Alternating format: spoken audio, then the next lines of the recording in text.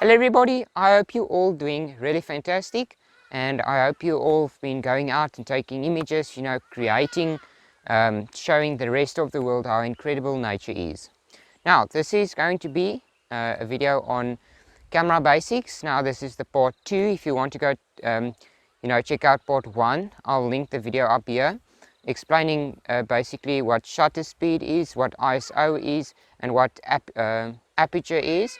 Basically the exposure triangle and how you get the exposure of your image right, and different effects that goes along with those settings. So if you want to see that, please go check out that video.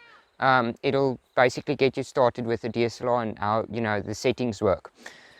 Now let's get into this video, so roll the intro.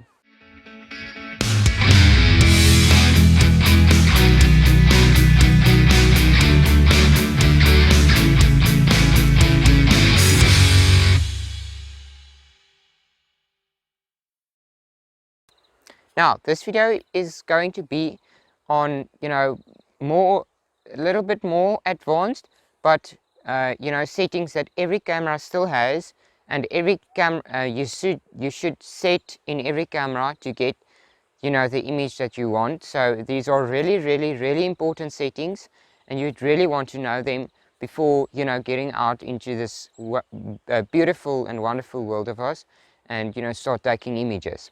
So I'm going to start with the first setting, or setting that I'm going to talk about, and that would be image quality. Now image quality is just it's the name says what it is. It's just the quality of your image that your camera shoots. Now many cameras have a setting for this. Now you can get large JPEG, small JPEG, medium JPEG. You want none of that. You want RAW, RAW, RAW. Now RAW is basically the best image quality you can get. On more high-end DSLRs you can get compressed RAW or uncompressed RAW, and on some, or not, I don't know, but some Nikon cameras, maybe other cameras as well, you can set also if you want a lower resolution RAW file. But that's not the point. Let's just start with RAW versus JPEG, and I think I did a video on that, not sure now. Anyway, you want to shoot RAW. Now basically RAW is recording everything. Okay, let's start with basically what a JPEG is. Now a JPEG is a camera looks at a scene and then tries to make it simpler to explain to a young child that doesn't know very advanced words. So if I try to explain the scene, I'm not going to say these are okay, I really don't know the name of these reeds, but I'm not going to say these are rocky red reeds, because that child really won't understand what I mean. But if I tell that someone else that's a little bit older, he might understand. Now that's like shooting RAW. I give the camera gives all the information that it captures on the sensor, gives it through and writes it to the SD card. Whereas JPEG or any other compressed JPEG file, it just tries to simplify it. So it just says there's reads, but it doesn't explain much. Also like a policeman trying, if you just tell the policeman the guy said he is there, then that policeman won't really understand. But if you say he said in a very anxious voice he is there, you would get a bigger picture, and it gives through all the detail. So RAW gives everything to you to edit afterwards, whereas JPEG, the camera decides what he wants to give you in the final image.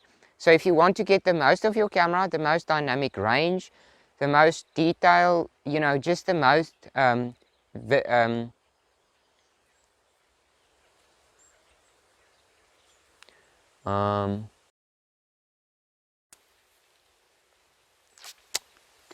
be able to do a lot of things with it. Anyway, that's why you shoot RAW. The next setting is white balance. Now white balance in most cameras you can just set to auto and it'll do a pretty good job. And also we are shooting RAW.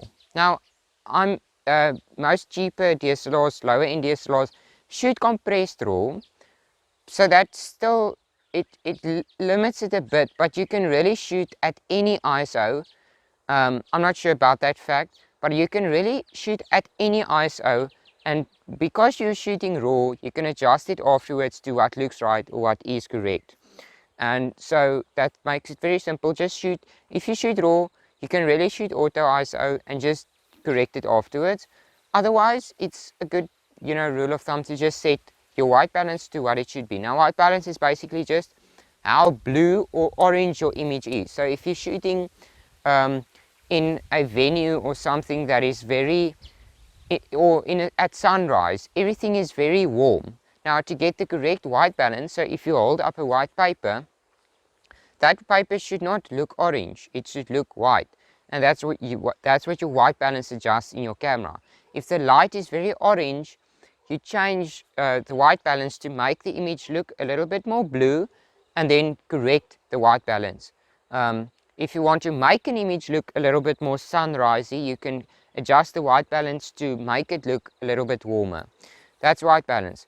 Okay, sorry everyone, I put this clip in there because I forgot to mention that while doing my video. So, there is another setting, and that is your release mode. Now that is what your camera does when you press the shutter button. So, let's go through that. There is single shot, so if you press the button all the way, it's going to take a single shot and stop. Basically like the next setting that I'll explain, and that is the autofocus settings. So, if I press it, it'll take a single shot, and then you have to release the button again and start press it again, and then it'll go on shooting another shot, just one. Then we have continuous shooting. So as long as you hold down the button, the camera will shoot, quickly. And you can, some cameras you can set continuous low, so maybe just 4 or 5 frames a second, and then maybe a high setting where it does the camera's full frames a second. So it'll just, that little change will just tell the camera how quick it should shoot.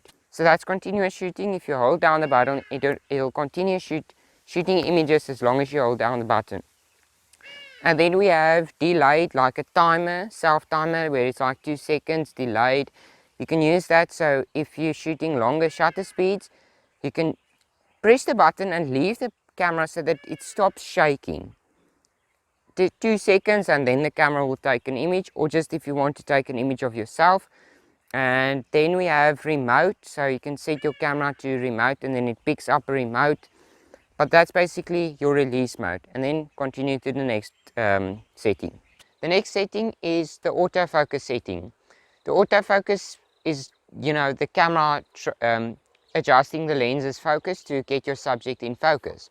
Now, the first setting is the autofocus mode, and that is, how the camera and when the camera tries to focus. And then the other focus is the autofocus area setting, and that, adjusts where in the frame your camera looks to, get whatever it should look at in focus. So let me just start with the first one, autofocus mode. We get continuous, and we get single shot, and we get continuous, and then we also get manual, which is just you turning the lens. So there's 2 automatic modes. First is single shot. So when you half press your shutter button or your focus button at the back of the camera, if you have back button focus set up, your camera will focus, give you a beep. If that's turned on, if you turned it off, it's not going to beep, but same thing applies, and then it stops. It's like, okay, say you have a room and it's dark and you want to find your cell phone. You turn on the light, okay, there's the phone, and turn off the light.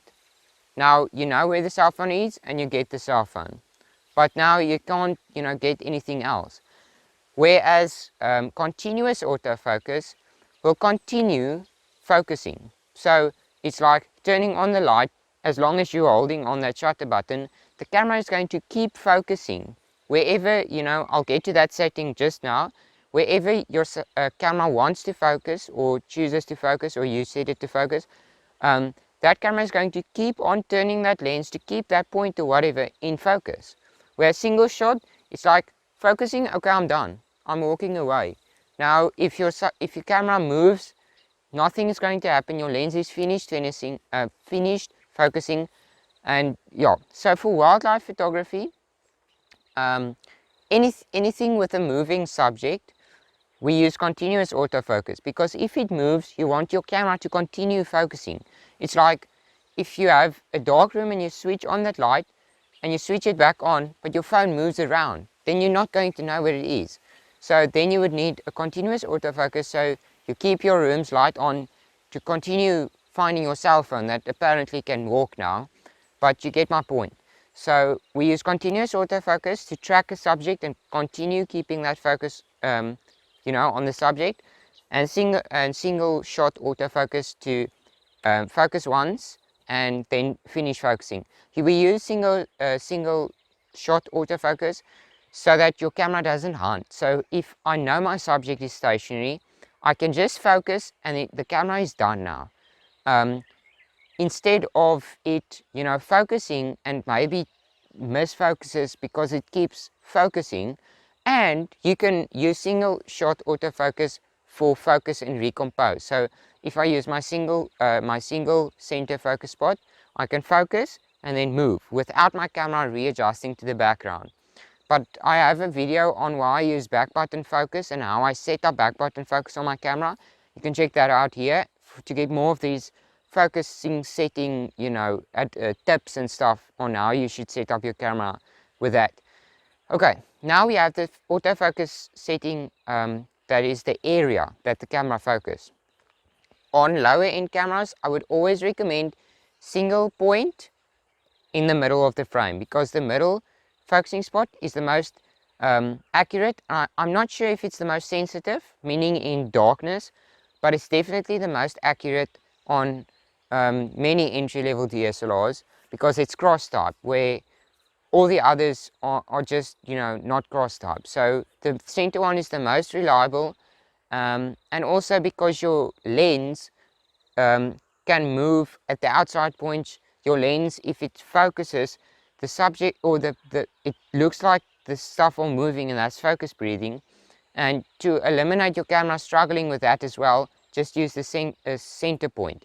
Now you can also set this to area, where you can select the area where the camera will focus, and within that area the camera chooses what it wants to focus. You can select auto, and then it really has the whole frame to choose from where your camera wants to focus. So yeah, there is, these different settings. Yeah, so we have single point, we have small area on some cameras, larger area, and then large area or something. But basically it controls where your camera chooses to focus. And with single spot, you choose where it focuses. And that's why I really recommend you use that, especially for wildlife photography, and especially, where your scene is very complicated and your camera won't do a great job of choosing what your subject is. You don't want your subject right in front of you, really ready for a shot, and your camera decides, yes, that small guy walking in the background is your subject, and tries to focus on that. It's not, we don't want that. And then we have the last setting, and that is another setting, and that's metering. I'm not sure if I mentioned that in the last video, because it has to do with exposure. I'm a really bad YouTuber for not knowing if I did that or not, but I should have if I did not. Anyway, metering is how your camera measures the light in any auto exposure mode. So any of that smart dial shooting modes like dark or moon or sports, whatever, all those automatic settings, as well as aperture priority, shutter priority, and program. All of those are auto exposure modes, and the camera chooses the exposure for you. Now that once again, this is almost like the last focusing setting, but this just has to do with exposure. So if we have matrix metering set up, your camera uses the whole frame and works out an average for that, and then exposes for that. If you use center weight metering, it puts a lot of weight or a lot of priority to the center of the frame. So if you have a very dark subject and you center it, you put it in the middle of the frame, your camera will brighten it up a bit. If I would not recommend really using that is maybe if you use center spot autofocusing, because then your subject will be in the middle. But if you move your focusing point around, maybe just around the center, which is also quite accurate, I would use spot metering. Now that spot in most cameras just follows your autofocusing spot. So if your subject is very dark, your camera will, up the exposure a bit to, because it sees a dark image. I just use matrix, and it's the most predictable, and it's also, because it's very predictable, if I want to darken or brighten my images, I come to the next setting, and that is exposure compensation, which I should have also mentioned in the last camera basics, and I think I did. Anyway, exposure compensation is basically if your image is a little bit too bright, you just darken it up a bit. It's normally just a plus minus, icon or button somewhere in your camera. So you just turn the dial while holding the button, or just go manually into the settings and do that. Change that, it just changes. So if my camera decides this is the exposure of this image, the correct one, I just tell it, okay, just back off a bit and keep it a little bit darker. If I know my subject is white and I'm using matrix metering, I should darken that, because I know if the rest of the image isn't so bright as my subject, and my subject might be too bright and then clip out. And that's also a reason you should shoot raw, because you can kind of, you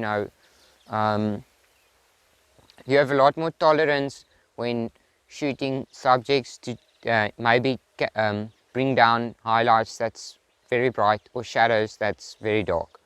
And that's basically my camera basics number 2. It's all the settings that's very important, but it's not the very basic settings that just has to do with exposure. So these are very important settings. Learn to use every one of those, and then yeah, I hope you learned something, and I will see you in the next video. Have fun shooting.